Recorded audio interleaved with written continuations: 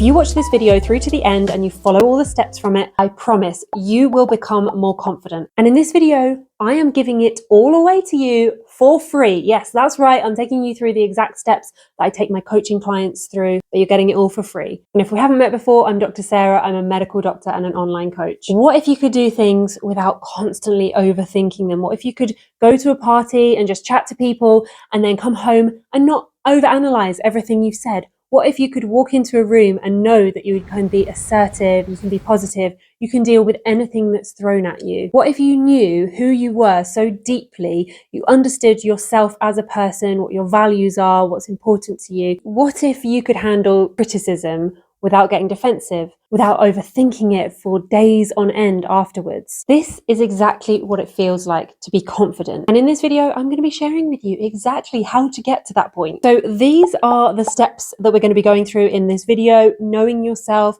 respecting yourself, and trusting yourself. And on the subject of respecting yourself, this is all about giving yourself the things that you deserve, giving yourself a nice life. I'd love to say a big shout out to Lilysilk. When Lilysilk reached out to me to offer some of their spring collection, I was delighted to hear from them because they're a brand I've known and loved and worn for the past few years already.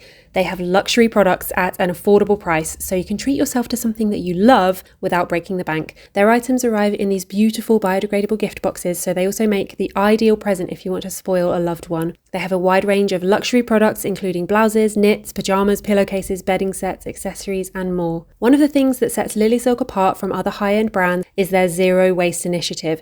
They use their fabric remains to make accessories like silk eye masks and scrunchies. I chose these two gorgeous silk and cashmere blend turtleneck sweaters, and when I tell you they are soft, they are soft. I'm moving more towards adding more natural fibres and sustainable fashion into my wardrobe, and that is one of the reasons that I love silk so much as a fabric. Silk is great for temperature regulation, it's breathable, it expels excess heat in warm weather, so these sweaters are great pieces for the changing seasons and for layering. Lilysilk have generously agreed to offer viewers of this channel 20% off site-wide using the code Sarah20, so if you're looking to get yourself a little treat and a confidence boost, look no further than Lilysilk. I'll leave the link in the description box below.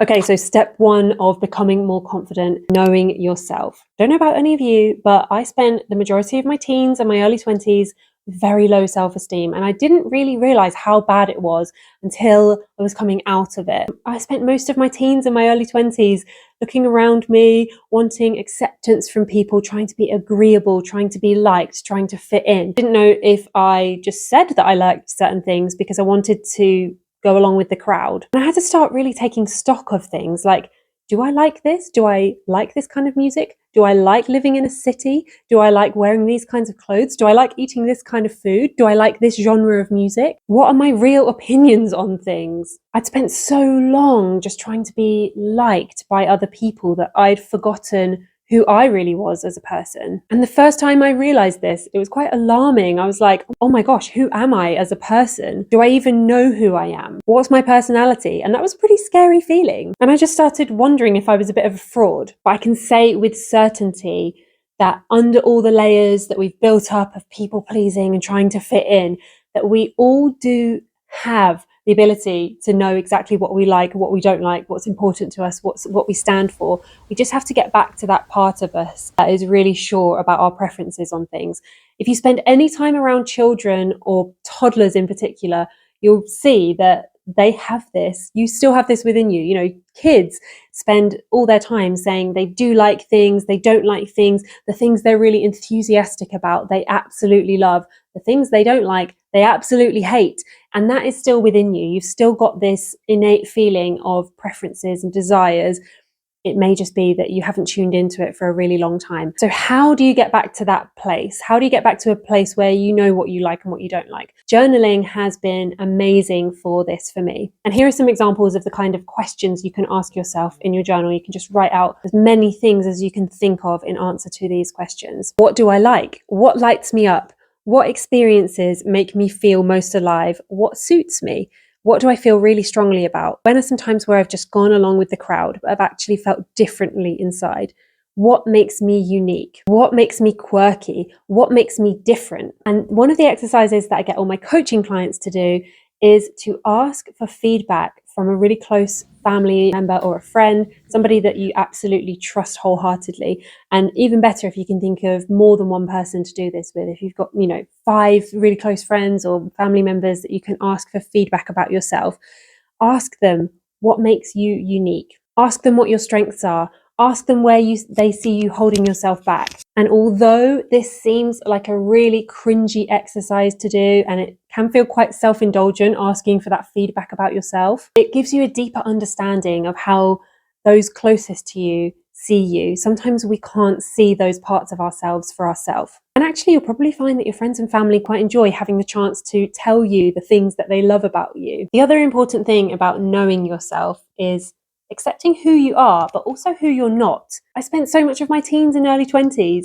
wishing I could be different in so many ways and looking at others and comparing myself, thinking about the aspects of me that weren't there. If you're constantly thinking about what you're not, you'll never discover what you really are. So spend some time thinking about who you are as a person and who you're not. The next step in gaining true self-confidence is self-respect, respecting yourself. This is all about viewing yourself as somebody who deserves happiness, who deserves a good life, who deserves achievement, deserves love. So ask yourself, how do you show yourself you are worth it? A huge part of this is removing toxic people and things that make you feel bad about yourself from your life. Unfollowing those people on social media who you keep finding yourself comparing yourself to, getting jealous of, unfollowing people who make you feel bad about yourself, removing toxic relationships from your life, having enough self-respect to realize that life's too short for any of that stuff, and you deserve to be around people who light you up, who want the best for you, aren't dragging you down. So think about how you can show yourself that you're worth it. Traveling to nice places, looking after your body in the best possible way with good sleep, good nutrition, good exercise, giving yourself a safety net of savings so that you're looking after the future version of you, dreaming big, looking after your body, being well groomed, treating yourself to beautiful things. I made a video about this, 30 ways to level up your life. This is all about showing yourself that self-respect, showing yourself that you deserve a nice life. The next part of this is keeping promises to yourself, doing the things you said you would do. This is about showing yourself that you're reliable, you're trustworthy, that you have integrity. The first part of that is making sure that you're not over-promising things to yourself. So like if you're writing yourself a to-do list with 100 things on it every day, and then you're beating yourself up because you didn't do all those things, the problem isn't the fact you didn't do all those things. The problem is that the list was too long. So keep healthy expectations of what you can achieve and what you can do, and then go out and do those things. Show up, be disciplined, go do that gym workout, read that book, study for those exams, show yourself the respect that you can follow through, you can keep promises to yourself, and you can do the hard things. The next part of respecting yourself, and I think this is probably the hardest bit, the thing that we all need to work on the most, is how we talk to ourselves. Positive self-talk, eliminating negative self-talk, working on our limiting beliefs, the things that are holding us back, the times when we tell ourselves we can't do this because of X, Y, and Z. We can't achieve certain things because of certain traits about ourselves. Trying to eliminate those kinds of thoughts from our mental vocabulary. Catching yourself when you are having repeated thoughts of doubting yourself. One of the most effective ways that I've found to talk to myself more positively in my own head is talking to myself like a trusted best friend. Asking myself, would I talk to a best friend like that? And if it's no, then I remove that thought and try a more positive version. Encouraging myself, speaking highly about myself. And there is loads of evidence around this about talking to yourself positively. Be your own hype girl or hype guy. Do things that lift your energy. When I'm on my way into work, I always listen to what I call my hype girl playlist. So I put my headphones in and I've got a playlist of like really upbeat music that I listen to as I'm walking into the hospital. And it just lifts my energy, and I'm telling myself as I'm walking in, I'm going to have a good shift, go in with a smile, I'm going to serve my patients the best way possible, I'm going to try and make the team smile. And the final part of becoming more confident as a human being is trusting yourself. Now, right, we're going to get super nerdy here, but the root word of confidence is confidentem, which is a Latin word. Confidentem means firmly trusting or bold. And if you think about the word confidence, at the start of it, it has the word confide. If you think about somebody you can confide in, they're somebody who you trust. They're somebody who you can rely on. Having self-confidence means you can trust yourself. So whenever you think about being confident, think about trusting yourself. In the book, The 6 Pillars of Self-Esteem, Nathaniel Branden talks about self-efficacy. He says that self-esteem is made up of self-respect and self-efficacy. Self-efficacy, that's the confidence in your ability to cope with the challenges of life, your trust in yourself that you can do hard things. So how do we trust ourselves more? How do we build that muscle of self-confidence, trusting ourselves to be able to do those hard things? First of all, working on our consistency. Prove to yourself that you're capable of doing hard things. You have to unlearn perfectionism for this. If you've got a bit of a perfectionist mindset, you might be thinking, I have to do this all or nothing. That is such a trap to fall into. I've been there, but it really erodes your self-confidence. I'll give you an example. When I used to be into long distance running and I would go really frequently, I got myself into a mindset that like I had to go for a certain number of miles or it wasn't worth running. So on the days where I didn't have the time to go for that certain number of miles, I can't even remember how far I thought was acceptable, maybe like 6 miles. But if I didn't have time to go for a 6-mile run, instead of going for a shorter run, I would just not run at all because I was like, if I can't go and do 6 miles, it's not worth it. That's such a perfectionist mindset. It just erodes that feeling of being capable of doing things. Now I try to get myself into the headspace that like, even if I can just do a little thing to stay consistent, better than not doing anything at all. So what would have been better is, hey, I don't have time to go for a 6-mile run. I can go do 2 miles or I can go do 1 mile. Something is better than nothing. Keep showing up for yourself. Keep showing yourself that you're capable. Another thing that is so helpful when it comes to trusting yourself and showing up for yourself, showing yourself that you're capable, has to do with imposter syndrome. So imposter syndrome is when you feel like you're an imposter, you feel like a bit of a fraud, you feel like the good things that you've got have been a fluke and that perhaps you were let in by mistake. I definitely felt like this when I got into medical school. I was like, am I meant to be here? Have they accidentally let the wrong person in? Even though I had all the grades and I had all the credentials and everything that they wanted from a med school applicant. I had the same thing again when I started work as a doctor. One of the biggest things that helped me with my mindset around imposter syndrome was allowing myself to be a beginner, to say like, hey, Sarah, you don't have to have this all figured out. You don't have to be an expert.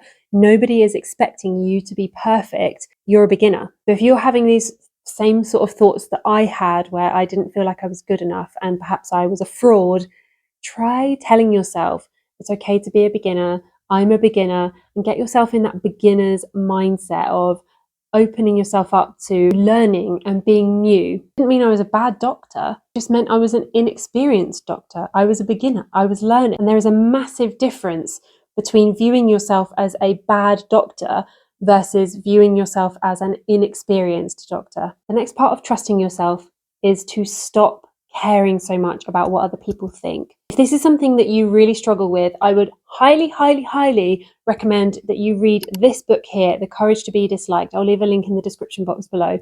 This book is such a game changer when it comes to unlearning how much you care about what other people think of you. So in the book, they talk about the concept of separation of tasks. Tasks are things that we have control over, and separation of tasks is realizing what we can control and what other people can control. And a lot of the times, if you're somebody with low self-esteem or you're a people pleaser, you spend way too much time, like I did, kind of grasping onto other people's tasks, which are deciding whether or not they like you or deciding what they think of you. I was over-analyzing those things and putting way too much importance on other people's tasks. This quote from Andy Warhol really sums this up for me. Don't think about making art, just get it done. Let everyone else decide if it's good or bad, whether they love it or hate it. While they're deciding, make even more art. So what he's saying here is that his task is to make the art. Other people's tasks to decide whether or not they like the art. So it doesn't really matter to him whether or not they think his art is good, because his job is to just make the art. There's another saying that I find really helpful when it comes to trusting yourself and being more confident. Confidence isn't, I know they'll like me. It's, I'll be okay if they don't. And one of the biggest things that I help people with in coaching is unlearning people pleasing, unlearning your need for validation from other people. When you figure out what your values are, what your principles are, how you want to live your life, what's important to you, what success looks like for you, what you do and don't like, what your preferences are, what you will and won't stand for, you can start to use those for the benchmarks of your life rather than the approval of others as a benchmark for how well you're doing or how much you're liked. So I hope this has been helpful for you. 3 main things you need to do if you want to become a more confident person is to know yourself, to get a really good understanding of who you are as a person, to respect yourself, give yourself the life you deserve, and to trust yourself, to be able to know that you've got integrity, you can show up for yourself, that you will keep promises to yourself. Remember to check out the description box below where I've put links to everything I've mentioned in this video, including the link to Lilysilk. One of the things that is really important about being a confident person is being able to communicate your needs effectively. And in this video right here, I talk about boundaries and give you some really clear examples of how to communicate your boundaries and what you will and won't accept into your life. So go check that out next. If you've enjoyed this video, don't forget to hit the thumbs up and subscribe with the notification bells turned on so you don't miss any of my videos. I'll see you in the next one. Bye.